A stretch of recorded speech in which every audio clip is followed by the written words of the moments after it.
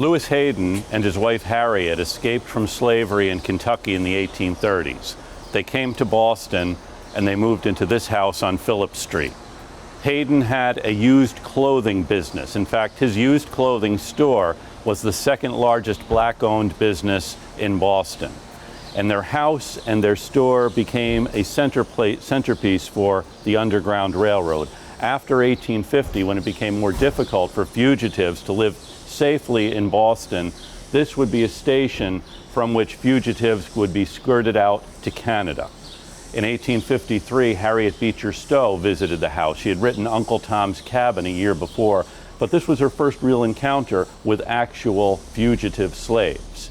She said there were 13 staying here at the Hayden house at the time she visited. Now, after 1850, when fugitive slave hunters would come through Boston, they knew this was a place to come to find fugitives.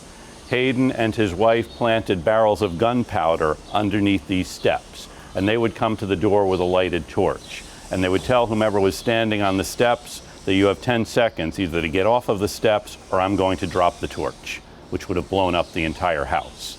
That was usually enough to dissuade the fugitive slave catchers.